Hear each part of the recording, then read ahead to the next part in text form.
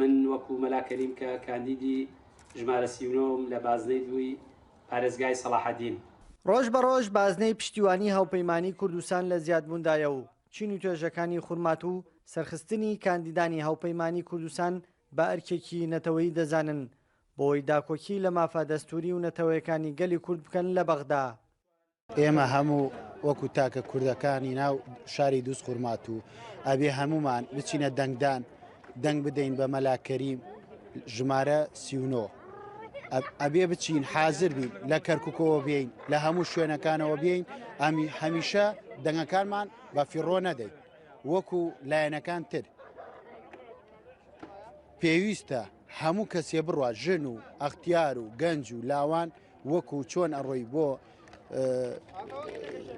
سەنگەر ئاوا بچی بۆ دەنگدانی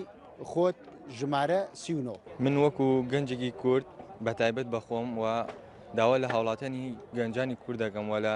هەموو پیاوان چی لە ژنان بێت هەموو ئەو ڕۆژە پێکەوە بە جۆش و خۆشێکەوە بچن بۆ سەر سندوقی دەنگدان و دەنگ بدەن بە کاک مەلاکەریم. ئینشاءڵڵا بە پشتی خۆی گەورەوە ئێمە بە ماڵ و بە منداڵ و بە خێزان و بە هەمومان برا و کەس و کارمانەوە پشتگیری لەم شاراکەین پشتگیری تەواوەتی لە مەلاکەریم شکوورەکەین لە کاندینی 39 بانزەی دووی حەمرین بە هەمومان بە خێزانمان بە برامان بە عەشرەتمان لەگەڵیە دەنگی بۆ ئەدەین ئینشاءڵڵا بە پشتی خۆی گەورەوە. بە وتەی یاسەناسێک سەرکەوتنی کاندیدی هاوپەیمانی کوردستان لە بازنەی دووی پارێزگای سەلاحەدین بەپێی یاسانوێی هەڵبژاردن بە ڕکابەری یەکەمی کاندیدەکان دەزانێت و سەرکەوتنی بە ڕێژەیەکی بەرچاوزامنە بەپێی لێکەوڵینەوەکان. بەپێی ئەم یاسایە تازەیی کە ئیستا هەیە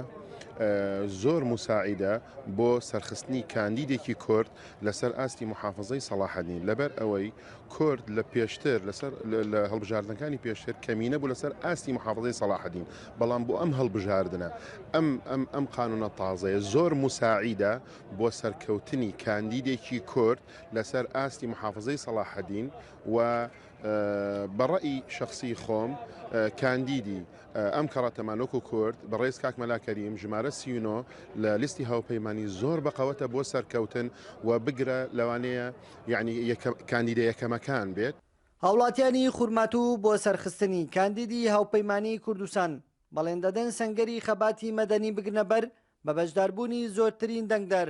تاکوزەنگی سەرکەوتن لێ بدەن لە ڕۆژی هەڵبژاردننی دەی تشرینی یەکەمی ئەم ساڵدا. کاروان حەبیب، کورد سات نیوز، خورمات و